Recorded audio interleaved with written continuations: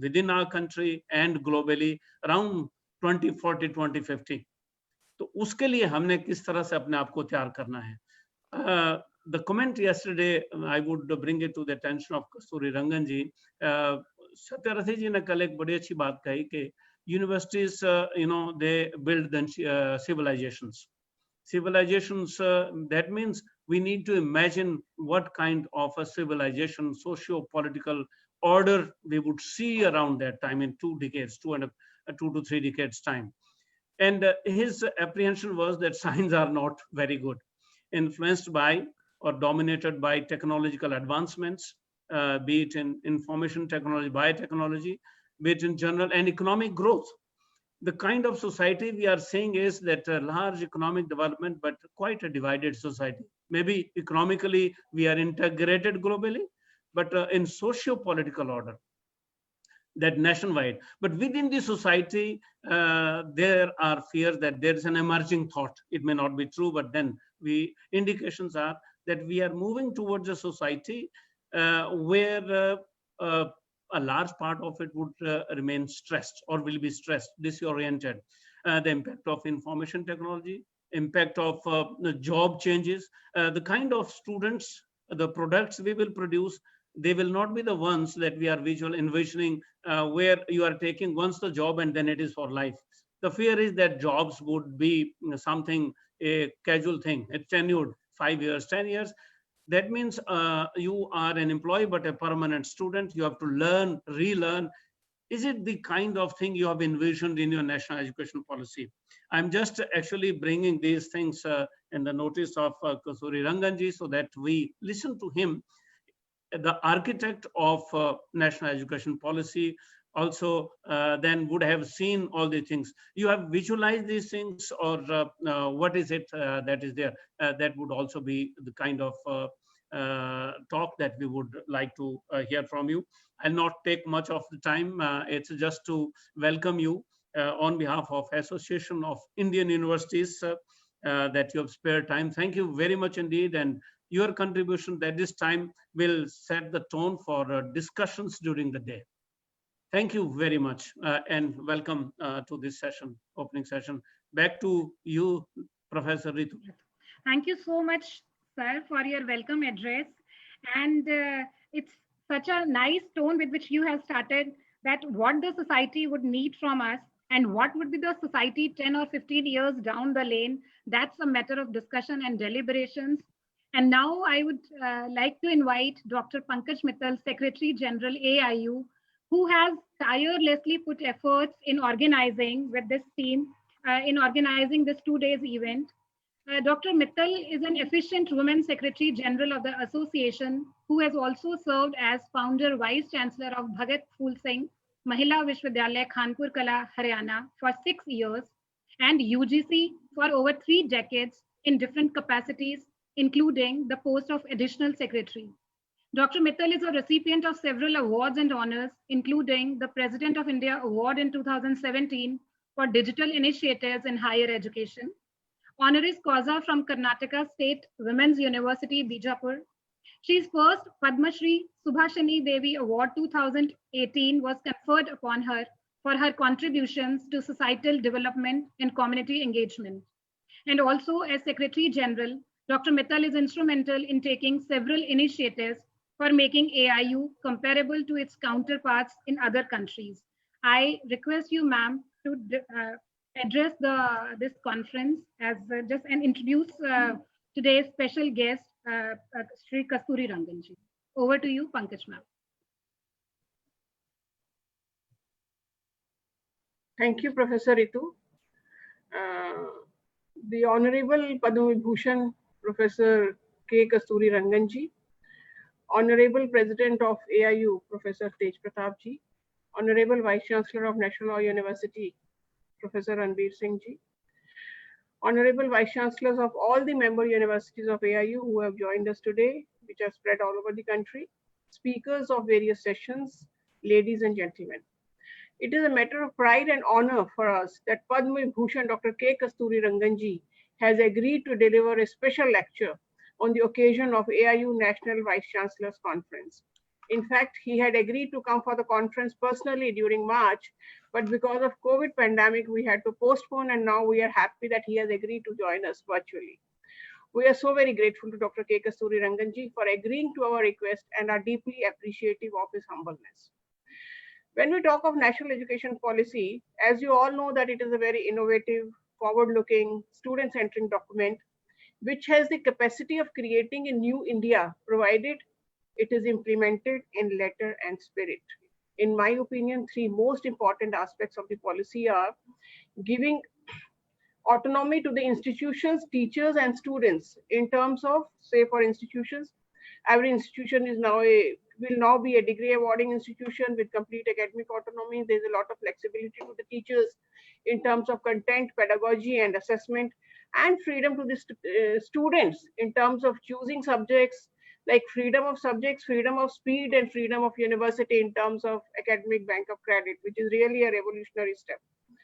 Second, for the first time, this is happening that the policy is allowing the entry of foreign universities in India. And this will pave way for affordable foreign education in India, both for Indians as well as from the students from the neighboring countries, which will increase the inbound students. It will also increase the competition and facilitate collaboration of Indian universities with the foreign universities. And thirdly, the commitment of the government to fund education and research in terms of 6% of GDP and National Research Foundation.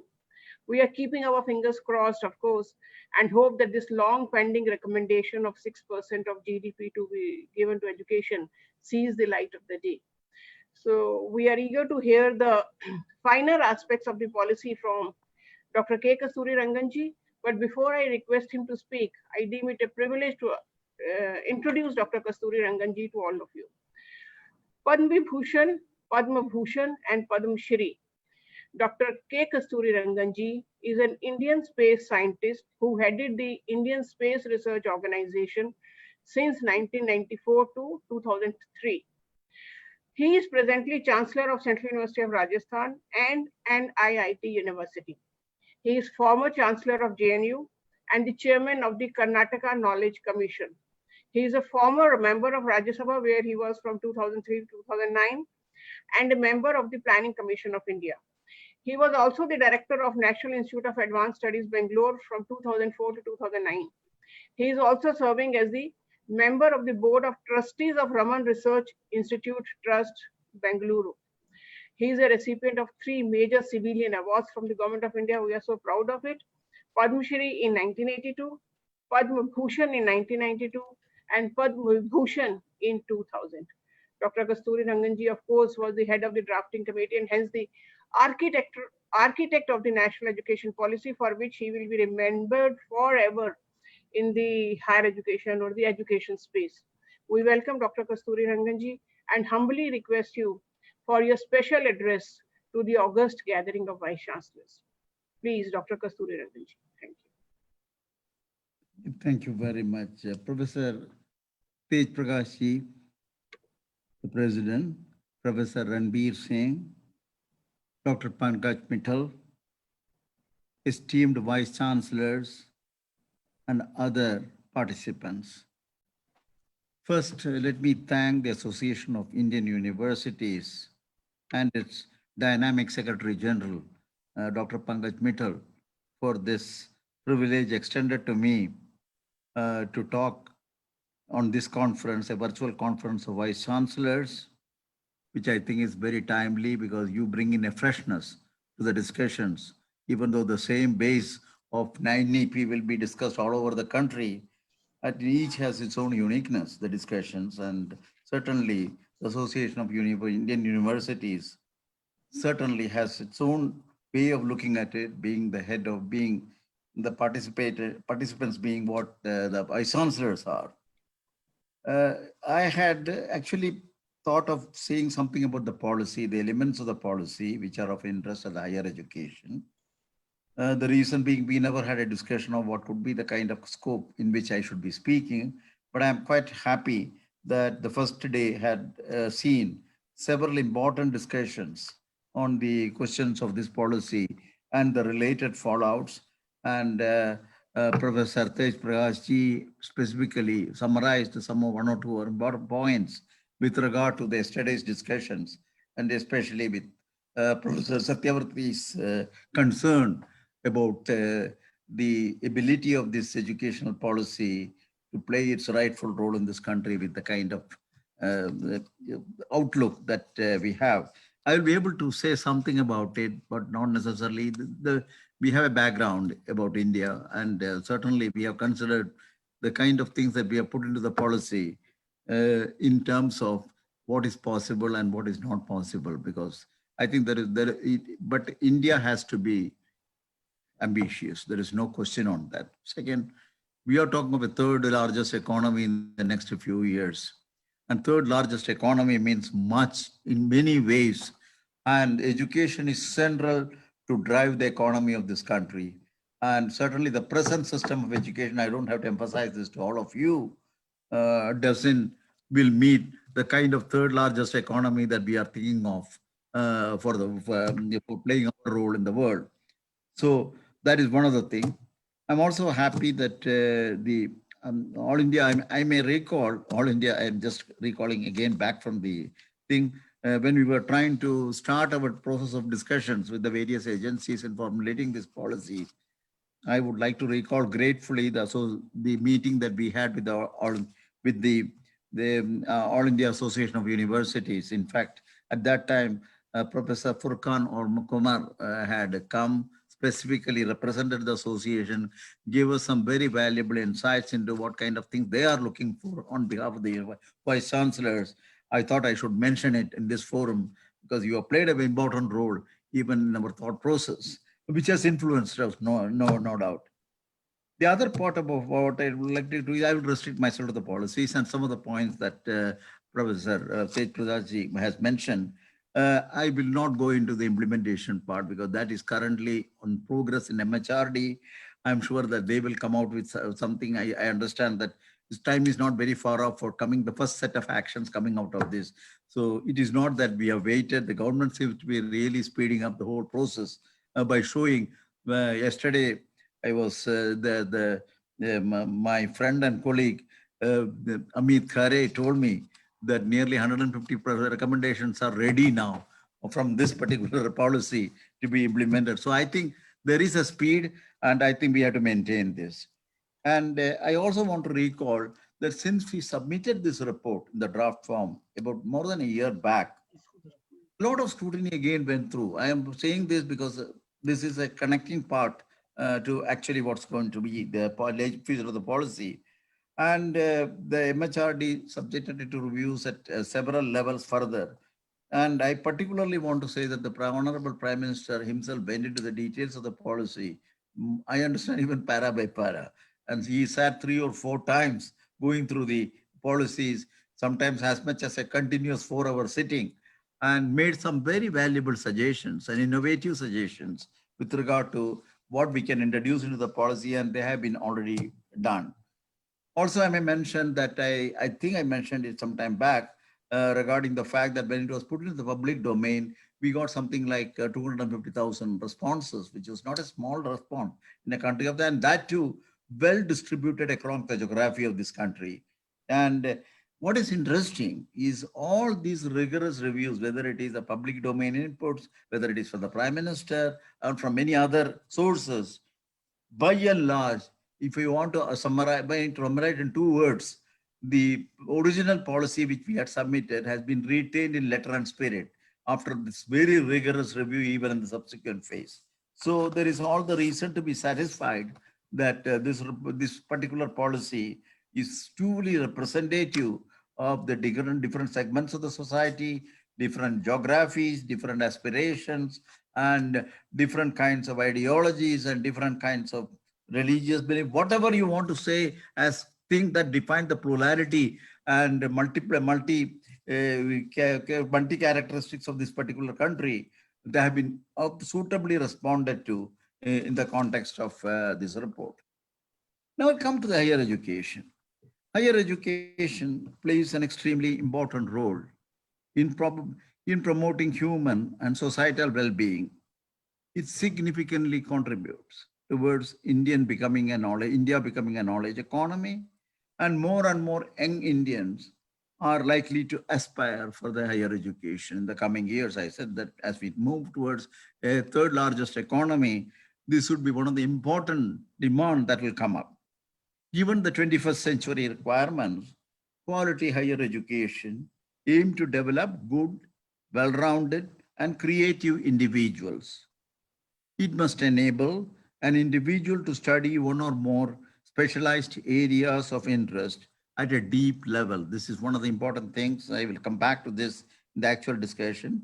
Further, it develops the 21st century capabilities across a range of disciplines, including sciences, social sciences, arts, humanities, languages, as well as other professional, technical, and vocational subjects. At a societal level, the higher education must enable the development of enlightened, socially conscious, knowledgeable, and skilled nation, providing robust solutions to our social problems. I want to say this because this is one of the things that have been probably discussed in yesterday's things on the social front with respect to this policy. Now let us see what are the kind of things that is currently issues in the context of the higher education. Certainly, I don't have to give very many details about this aspect because you're all the erudite audience who really know what these things are. But I thought for the sake of continuity and completion, I will quickly go through a few points because that was the basis on which we made discussions on the policy. First thing, of course, we need the current undergraduate enrollment, for example, at the state university is almost 93%. So obviously we have paid a lot of attention to the fact that undergraduate education in the state universities does need a very major examination. Extreme fragmentation, everybody knows that it has become nearly 990 universities, 40,000 colleges, 10,000 standalone institutions. They educate 36 million students. Is this the kind of optimum number that we are talking of for educating these 36 million students at different levels? That's a question that we asked. 40% of the colleges teach only single discipline, approximately 55% of which are teacher education colleges. You look at the imbalance in the overall educational scenario. Too many silos and too much early specialization, streaming of students with disciplines. This is one of the things we discussed quite a lot because we wanted to formulate the policy to address this question, which is definitely something which is a sore thumb if you ask me. Lack of access in socio-economically disadvantaged areas. Every time this will be questioned, so we have certainly looked at it. Lack of teachers and institutional autonomy. In fact, Secretary General mentioned about the autonomy questions. So we got deep into the questions of autonomy. Lack of research culture, something which is all of us know how well the universities are equipped to do research today and how where we are with regard to research. Suboptimal governance and leadership. Again, vice chancellors know this better than anybody else, what this governance and leadership means. And poor regulation and fake colleges, plenty of it. And lastly, even as I conclude this aspect of the issues, I would like to say large affiliating universities resulting in low students standards of undergraduate education. This is again, you would have already read it in the policy, what we have recommended with regard to affiliating universities. Before I go into a few specific examples of what we are trying to do to rejuvenate or what you may call as reimagining the universities, I'll go through a quick list of overhauling and re-energizing the higher education, what it means.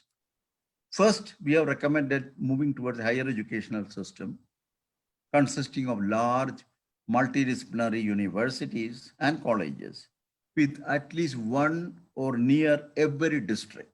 That this is a very important thing that we found there is high geographical gaps and with more HEIs across India which offer medium of instruction programs in local Indian languages. This is supposed to be tied up with the language policy we have put in the appropriate place.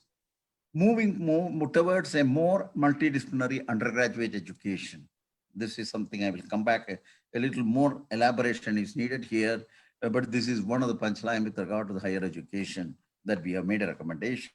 Moving towards faculty and institutional autonomy, as you are aware of it and you are said about it, revamping curriculum, pedagogy, assessment, and student support for enhanced student experiences, reaffirming the integrity of faculty and institutional leadership positions through merit appointments and career progression based on teaching, research, and service.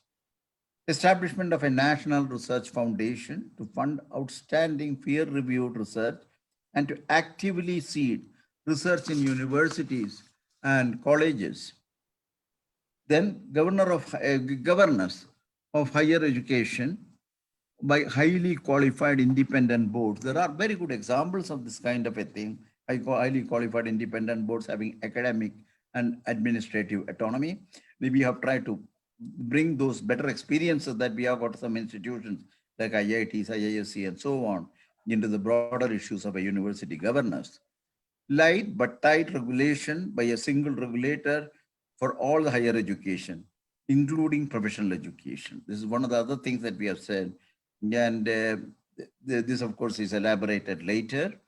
And the other aspects include increased access, equity, and inclusion through a range of measures, including greater opportunities for outstanding public education, substantial increases in the scholarships by private and philanthropic universities for disadvantaged and underprivileged students, open schooling, online education, open distance learning, and all infrastructure and learning materials accessible and available to learners with disabilities. So these are some of the other aspects that we have touched upon with regard to higher education.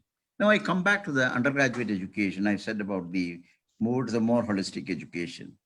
The policy here aims to promote liberal education at the undergraduate level to generate more imagination and creativity in the students to ensure their holistic development. The concept of a holistic education in the Indian context is an age-old idea, I should say this. The concept involving the master of 64 kalas, or arts as it is, encompassing music, dance, painting, sculpture, languages, and literature. In addition to subjects such as science, engineering, and mathematics, as well as vocational subjects such as carpentry. These are all key in those years to recognize a person as truly educated. Liberal education explores the remarkable relationship. This is a very important element that we recognize, explores the remarkable relationships that exist between the sciences and humanities, mathematics and art, medicine and physics, etc., and more generally, the surprising unity of all fields of human endeavor. That's what we have said in the NEP. A comprehensive liberal education develops all capacities of human beings, whether it is intellectual, aesthetics, social, physical, emotional, and moral, and in an integrated manner. So towards a more holistic education here means as a crucial step to lead India into the 21st century and the fourth industrial revolution, multidisciplinary education is central.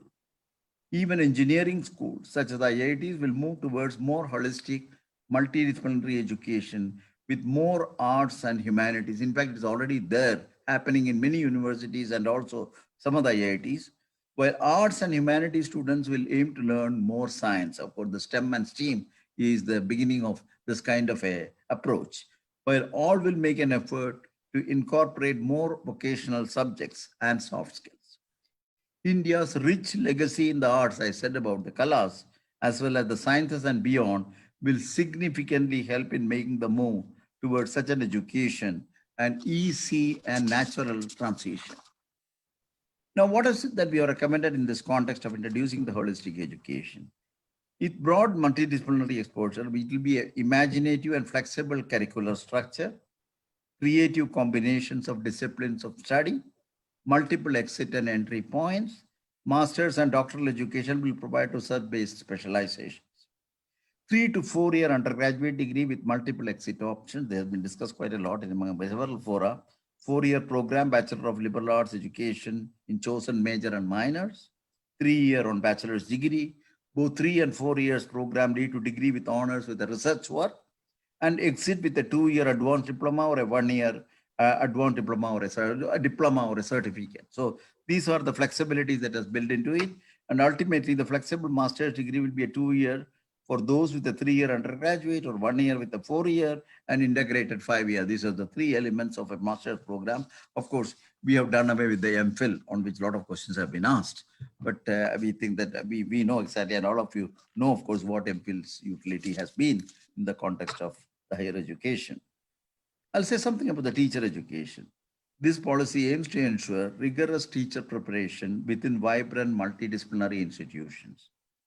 The school teacher preparation will be done at the multidisciplinary university. So what are the important thing is the departments of education will be set up in many universities to offer a 4-year integrated stage-specific BEd.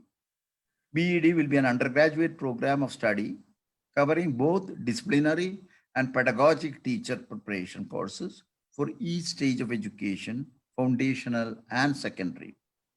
All subjects, including art, sports, vocational education, special education, will be mainstreamed. On par with the other 4 undergraduate degrees, graduates of the 4-year program will be eligible for master's and PhD programs. And also the current 2-year BEd program will continue till 2030. After 2030, only those institutions offering the 4-year teacher program, which is the higher educational institution, can offer the 2-year program too. And the 2-year program will be used for lateral entry of subject teachers. Specially designed courses in pedagogy for mid-career professionals to become faculty can be also introduced. And substandard dysfunctional teacher educational institutions, TEIs, of course, has to be shut down.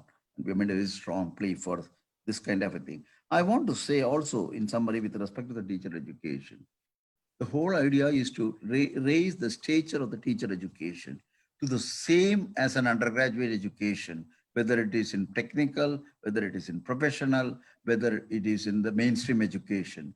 Teachers' education will be no different from this. So when you come out with a BEd from this kind of a system, then you are talking of having a BEd, which is equivalent to a BTech in IIT with respect to an engineering degree, or it could be related to a law degree from the premier national law college or things of that kind. So the whole idea is not only that you improve the teacher and the kind of things that the teacher will be able to teach consistent with the current requirements of standards and cognitions and many other things. It also brings in a level of stature. In fact, this is one of the components of giving a stature to the teacher's education. Besides, of course, several recommendations that we have gone into, but this becomes the part of a higher education institution. And that's why I'm making emphasis here that it becomes a responsibility of universities to have departments of education to carry this out. Now I come to the research. I don't have to say much here again for the research. Research and innovation leading to knowledge creation is central. The growing and sustaining a large vibrant economy. So obviously, we are going to be a knowledge-driven economy. Certainly, research is central. The robust ecosystem of research is today more relevant than ever in the context of climate change, population dynamics, biotechnology, exploding digital marketplace, and the rise of machine learning, artificial. I can keep going on this. But what is important to note is how much the research has influenced the economics of a country. If you look at the European Union, 2/3 of their economic growth in 1995 to 2007 came from research, 2/3 of the economic growth. And the research and innovation accounted for 15% of all productivity gains. And that an annual increase of 0.2% in GDP in R&D investment could result in an annual increase of 1.1% in GDP, a 5-fold return. So this is the kind of an impact it can make with respect to the economics of the country. And India's thing, I don't know, again, about 0.7% is currently, I think there is a number here. It is fluctuating between 0.7, 0.6, 0.8, and so on. It should be compared with the corresponding figures. If you compare the US, for example, is 2.8%. 4.3% is Israel, or 4.2% is South Korea. At least 3 times the proportion of GDP. That's what these countries are. This low level of investment has meant that the number of researchers in India per lakh of population is only 15. This is a statistic everybody quotes. This is relative to 423 in US or 825 in Israel. Other attendant impacts obviously will be lower levels of patent applications and scientific publications. So let us see what the what we are trying to do in the policy. This is related to the established institutionalization through a national research foundation. This policy has a strong emphasis on catalyzing and energizing research and innovation across the country in all academic disciplines, with particular focus on state universities and colleges, to be more general. A fund to seed research in all universities and colleges so that the synergies between research and quality education can be leveraged maximally. This is always understood that teaching has much in terms of quality when you have a research component. NRF will fund research across all disciplines and also expand research and innovation in all universities and colleges, including private institutions. There have been a lot of questions on whether the private institutions or universities are included. We have considered this in the policy. It is going to be only on the basis of competitive peer review, not any other concept. How well do you do research in a group, and what are the kind of outcomes, and how successful you are. That will be the criterion for supporting the research. It's not the question of whether it's public funded or private funded and things of that kind. Of course, the research itself will be supported initially on sciences, technology, social sciences, arts, and humanities. So in fact, this will be the first. I think the emphasis on social sciences, arts, and humanities is something we have very much underscored because of the fact that ultimately when you talk about holistic education, research or facility has to be available in areas of this kind, but there are provisions for expanding this into other areas too, like agriculture and many other kinds of things. So building research capacity, one of the key elements is to build research capacities in the universities across the country through mentorship. We have made some mechanisms of how to identify people who can support this kind of a thing. They also want to have a creative, beneficial linkages between researchers, government, and industry. We talk about it very often, but the question of how well we can create a system where you have a pure research, applied research, translational research, and ultimately industrial research, and how well they are connected.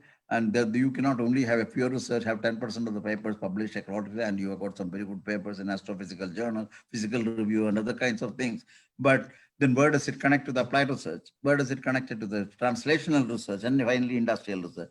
These are questions that a National Research Foundation will make sure is properly addressed, and addressed, not only addressed, but also brought in the picture and the actual operationalization of the research program. And disseminating research programs through papers, conferences will always be there. The other point, very important thing is about the professional education. The policy aims to take a holistic approach to the preparation of professionals by ensuring broad-based competencies and understanding of the social human. All professional education needs to have an understanding of the social human context, strong ethical compass, in addition to the highest quality professional capacity. A separate review committees will be set up. This is a story which need to be now taken forward. So we need to look at it with respect to each of the broad area like agriculture, law, medical, technical education. But all institutions offering either a professional or general education must organically evolve into a multidisciplinary institutions offering both by 2030. That's one of the major recommendations. So the question of integrating the professional education is a critical recommendation that we have made, and it will be part of a higher education in the holistic sense and not in silos. The policy, among other things, recommends examining, expanding the capacity of health. There are many things that need to be done: healthcare education, demand for industry, for trained undergraduates in agriculture, bilingual or even multilingual practices and legal education. There are many such things that come up into the being. This has been identified, but these are part of the professional bodies currently. And we want to make sure that ultimately, even as we move the professional bodies with respect to the framework definition, we would like to have the integration at the multidisciplinary mode within the higher education institution of these professional courses. And same thing is applicable in the context of the integration of vocational education. Vocational education must be an integral part of the education. This policy aims to provide an access to vocational education, which will make the gross enrollment ratio in the totality in the higher education by 2025 something like 50%. This includes the vocational education. many people discuss about the higher education and 50% gross enrollment ratio and try to say that there's an impossible number. I think one should remember that it includes the vocational education. And we know that if we do that kind of a thing, you can certainly reach a 50% by 2025, and if not, a little later. But vocational education to become an integral part of the larger vision of the liberal education, to be integrated into education. So, and then, of course, one of the important things is we need to see the story we have not completed with regard to how do you integrate the vocational education into higher education. I think we need to work with the NCERT, SCERT to create curriculum and supplementary educational material. National Committee for the Integration of Vocational Education to oversee this effort, and National Skills Qualification Framework will be detailed further for each of the suppliers, our disciplines, vocations, and this thing. So these are some of the things, but what is again important is that originally there was this Bachelor of Vocational Education. There is one degree, undergraduate degree that was available. And we want to strengthen that system and make sure that this becomes integrated. Actually, the vocational education in the modern sense in this policy is the one where you practice artificial intelligence and many other kinds of advanced subjects at a level where they become useful in the context of conducting several other activities, whether it is in science or technology and other means. So this is not a vocation in the conventional sense of what we understand, is the higher level education that needs to come in. And that is one of the reasons why we want the integration of the vocational education. There are, of course, psychological questions which are issues here. Some of the higher education institutions, which is well known for their extraordinary performance in science and technology and so on, they have their own aversion to bringing in occasional education as a part of their thing. I think the Vice Chancellor should look at it, because this is not a vocational education in the conventional sense of ITIs and polytechnics, but this is the higher education. Higher education governance, we debated quite a lot on an effective enabling responsive regulation to encourage excellence and public spiritedness in higher education. Standard setting, fund accreditation and regulation, they have to be separated, conducted by independent bodies, eliminating concentration of power and conflicts of interest. The four structures which are there as a part of this, we want to make sure that they will be set up as four independent verticals, and with an Educational Commission of India as the Higher Educational Commission of India as an overarching umbrella to oversee this entire aspect. The National Higher Education Regulatory Authority, which is the NERA, will be a single regulator for all education, including professional education. Regulation to be minimal and enabling. Willful defaulters will be weeded out. This is another statement. University Grants Commission will transform into Higher Educational Grants Council, HEGC. A new General Education Council will develop National Higher Educational Qualification Framework and specify standards for general education. And of course, we call this as a graduate attributes.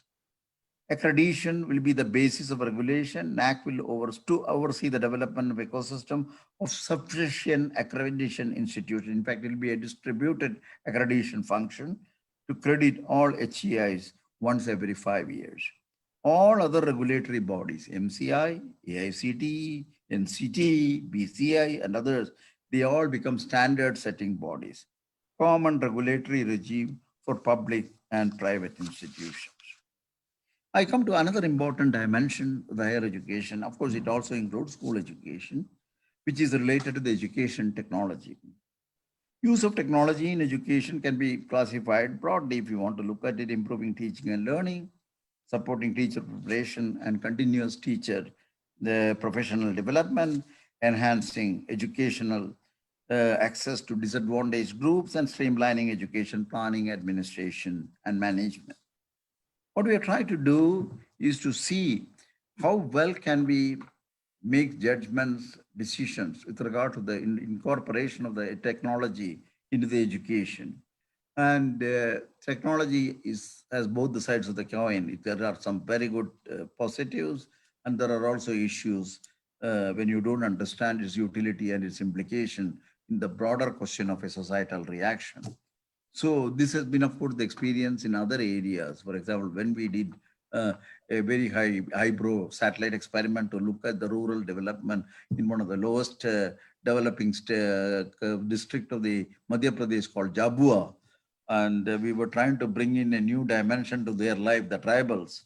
What we were shocked to see that we were distorting a community which has for thousands of years evolved and had their own style. And so just bringing in technology and then trying to think that the lifestyle will be changed and therefore we create a new era for them, I think is something which has to be done. There is a sociology there, there is psychology there is a cultural factor there's a tradition there. These are multiple dimensional problems. So it is no longer a technology. We recognize this can happen if we don't apply education, technology into education with care and proper assessment of the implications all across the dimensions of the type that I mentioned. So keeping this in mind, a new National Educational Technology Forum, we have recommended the setting up, provide independent evidence-based advice to central and state governments on technology-based interventions, build intellectual and institutional capacities in educational technology, envision strategic thrust areas. In fact, this cannot be just purely a question of clearing house for the technology, but it's also strategic thrust areas in their domain and articulate new directions for research and innovation. So many of the vice chancellors here present, I'm sure, would recognize the importance of establishing this kind of a capability in this country to evaluate the various types of technology, looking at the efficacy of newer emerging technologies, the kind of technology that could really come with the India of artificial intelligence, expert system, machine intelligence, and things of that kind. The exact application of this with regard to online learning, if you look at several articles that happen in the paper with regard to what is the effect of the online learning, whether it is a blended learning and things of that kind, a correct evaluation of what it all means in the totality of a child's growth, I think doesn't exist. And these are the kind of things we need to look at it.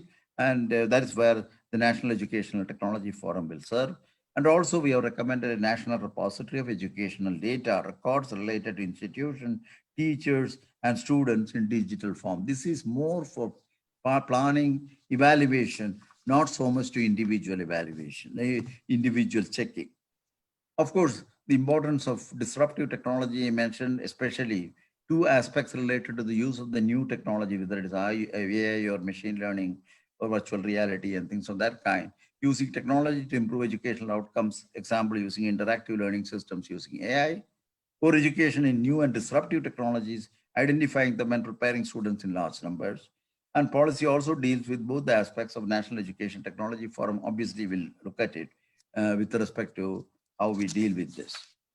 I would like to say the role of public sector, industry, the private sector and industry. I think the private sector has a large role to play in the education in the coming years. Particularly philanthropic private sector is being strongly encouraged in the policy.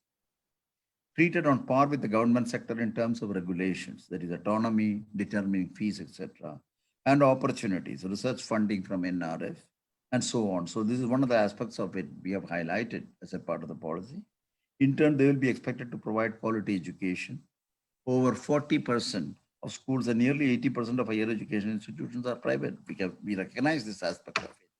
Accreditation will be the basis for determining quality, both to gain autonomy as well as to continue to function. Accreditation will henceforth be mandatory. Poor quality private institutions that are unable to get accredited, of course, has to be phased out. And regulation will be minimal and will rely mainly on transparent disclosure norms and financial probity. So this is the point at which I would like to say a few words about the discussions that you said, in which Tej Prataap said about the various things that were said about the government role and within the system, and for the other aspect is the societal part of it. I think government role is certainly going to be central to the whole thing. If the government doesn't drive it up, you don't have an educational policy, obviously. We talk about 6% budget in the next 10 years. Please note that it's not going to be the next year we have to jump into a 6% GDP. We're going to do is a 10-year policy spread over next 10 years. And we have to ramp up the budget as we move towards the third or fourth year. And then it will go down. So any system of a 10-year profile, if you look at it from management point of view, see a kind of a curve where the thing will. So that part of will dictate how the 6% will reach and where it will reach and where it stabilize. But 6% is a number which certainly is also we estimated that 6% is nothing but a gross 10% is a 10% of the gross expenditure ratio, and which we want to ramp up to 20% of the gross expenditure ratio. But we think that the government, at least at the present juncture, looks as if they are quite serious about uh, ramping up the budget for the education. And this could be one of the facilitating thing. The other aspects of all the regulation and things of that kind, the policy, as if at all, is just further simplified. It's not making it more and more complicated. And I am sure that there will be enough scope for fine tuning it and doing those kind of things which will come out of the experience. There is no question on that. That will always be there.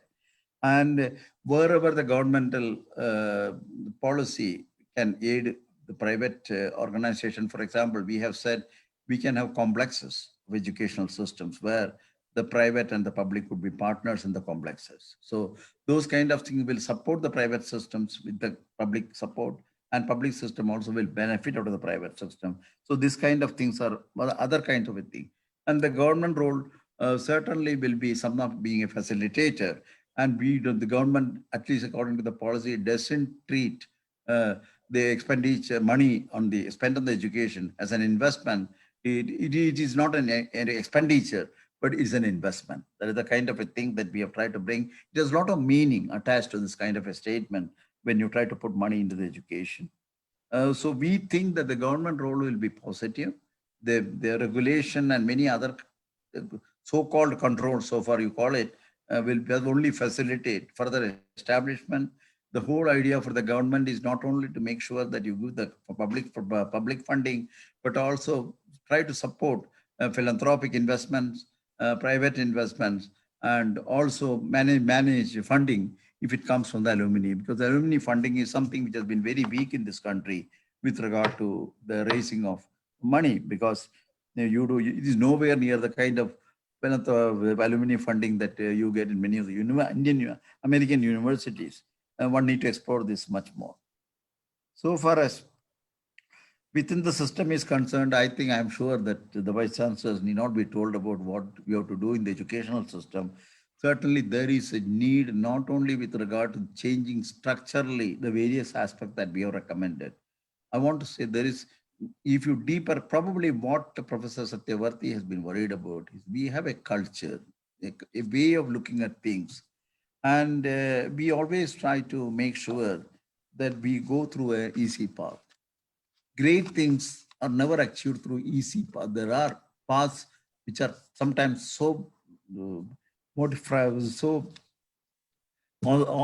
striking that you don't want to even touch it. But that is the way to go. When 60 years back we started a space program, people thought we are crazy, that we are thinking of putting satellites into space and we are trying to go to Mars and Moon and things of that kind.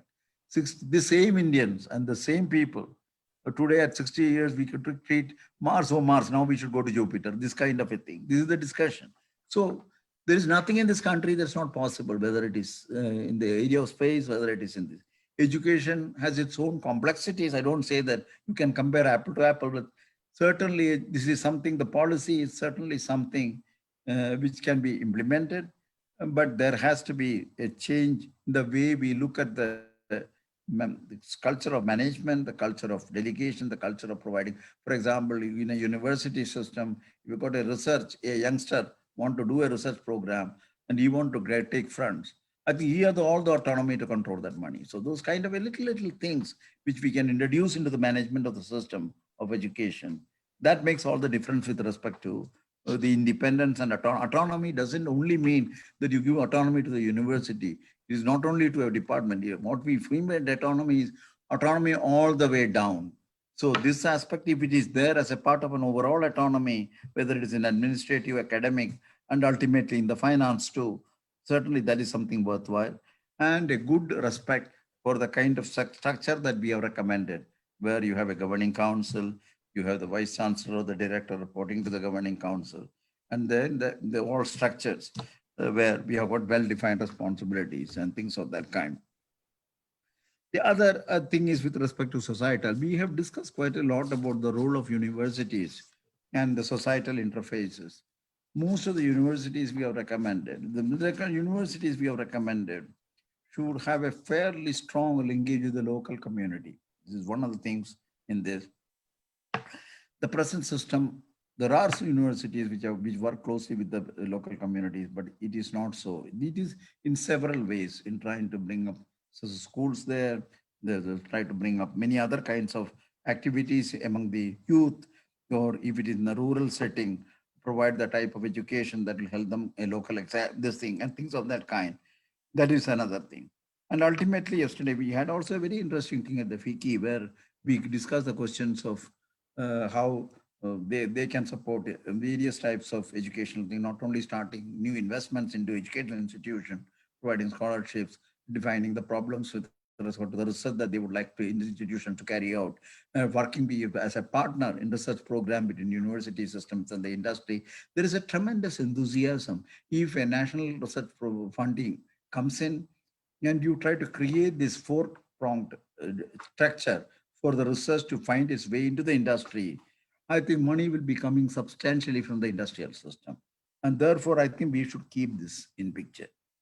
So with this kind of a thing, with the vice chancellors, certainly would welcome an autonomy. Community service is something in which the alumni, you will set up necessary institutional mechanism within the university where you can manage alumni funds and see whether it can be boosted up. And the role of governing boards and governing councils is very critical in the management. The best choices are made of intellectuals who will drive this kind of institutional mechanism. And ultimately, but central, I always consider, and this is a little vague word, but very important word, the cultural change that we need to bring into the country, outlook in the education, which means many things, with right from the school education and early school education, right up to the highest levels in research and PhD and things of that kind. I don't think I have much to say other than this. I would stop at this particular point and would like to express my grateful thanks to all of you for this unique opportunity to share my thoughts with you. Thank you.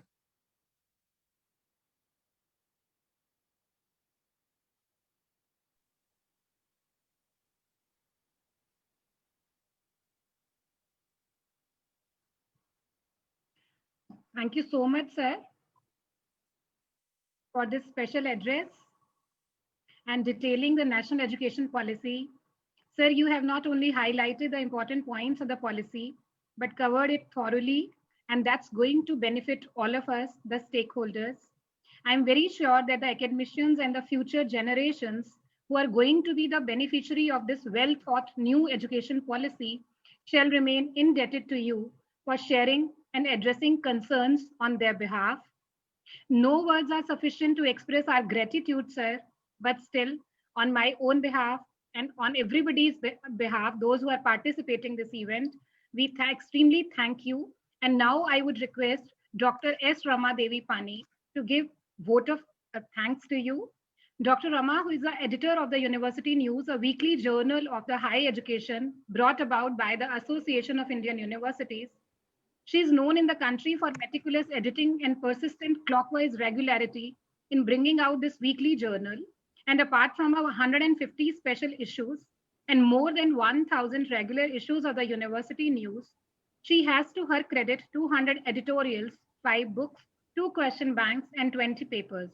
Earlier, she has worked with MHRD, NIOS, IGNOU, and NCRT. And now I would request Dr. Rama to deliver vote of thanks. Thank you. Good morning, everybody. Honorable Padma Vibhushan, Dr. K. Kasturi Ranganji, guest of honor and special addressee of this conference. Very acclaimed Professor Tej Pratap, Honorable President of Association of Indian Universities. Esteemed Vice Chancellor of National Law University, Professor Ranbir Singh. Respected Madam Pankaj Mittal, Secretary General Association of Indian Universities. Honorable dignitaries present in the audience, esteemed vice chancellors from various universities who are in this august gathering, my dear colleagues from National Law University and Association of Indian Universities. It is indeed a great privilege to be here and propose vote of thanks on behalf of Association of Indian Universities, National Law University, and all the Vice Chancellors and my own behalf. We just now has listened to such a powerful and thought-provoking address by Professor Kasturi Ranganji, Padma Vibhushan, Padma Bhushan, and Padma Shri, recipient of all the 3 awards, and 16 honori causa from different universities of the world.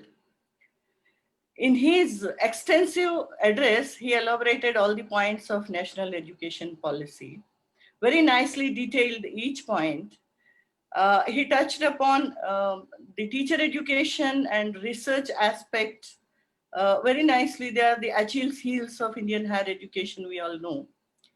And while making the policy, he took the best from the traditional Indian knowledge and pooled with the modern Indian knowledge to make the best policy which will be relevant for generations to come. As Dr. Ritu said, the beneficiaries will ever be indebted to Kasturi Rangan sir. It's indeed a great fortune to have him to deliver this special address. Yesterday, in the inaugural address, Honorable Minister said that this is truly a representative national education policy because the suggestions have been invited from every corner, all the stakeholders of the country. In fact, Dr. Kasturi Rangan also said this today, that it is truly a representative policy. From Gram Sabha to Parliament, discussions have been held. And I really marvel the managerial skills of Kasturi Ranganji for undertaking this onerous task of examining all those 2.5 lakh suggestions within a short span of time. We know how much time he had in his hand, and coming out with such a best policy. We hats off to you, sir, and salute you for such a nice national education policy. And with your presentation today, we all are enthused and geared up to reach the goal. As you said, great paths are not easily achievable. We have to treat in a difficult path. We are ready, all vice chancellors and all of us are ready to tread that path and realize the goal of a national education policy. A few months back, when we have zeroed in this topic, reimagining Indian university, particularly in view of national education policy, it was forthcoming at that point of time. We were sitting and detailing who all should be the speakers and chairs of this session. Both of us realized that without the address of Kasturi Rangan sir, this conference would be incomplete. But then both of us were apprehensive because of the time constraint, maybe whether he will be able to spare so much of time for us or not. We proceeded ahead to request him, and astound his humbleness that in the very first request he has acceded to a request to be the special addressee. It was to be held in the month of March, where he was to physically come, but then he was ready. We are thankful to you, sir. And this conference is complete now with your address. We are very, very, very thankful for you to spare the time and grace this occasion. On behalf of all the vice chancellors and AIU and all the stakeholders, and I include students as well, to thank you for the policy as well as being here to deliver this address. Professor Tej Pratap, our president, has initiated this session very nicely. He truly said that we will be preparing for the generations to come. And Dr. Madam Pankaj Mittal also has showed her concern for the higher education. I'm thankful to you, sir, Tej Pratap, sir, and Madam Pankaj Mittal for planning and realizing this session.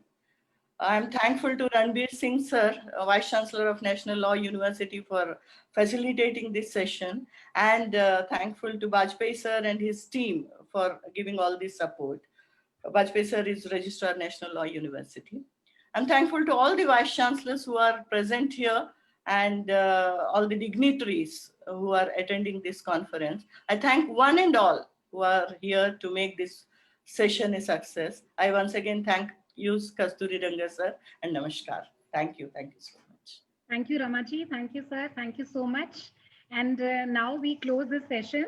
And after this, the link shall be shared and the next technical session can be logged in with this link, which will be displayed on the screen. And my colleague, Dr. Aparajita Bhatt, will be there to take up the session. And we are just going to start within 2-3 minutes the session because we are again running short of time.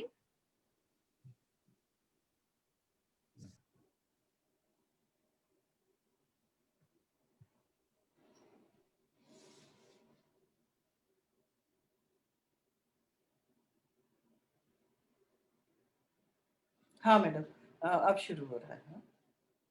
हाँ बस.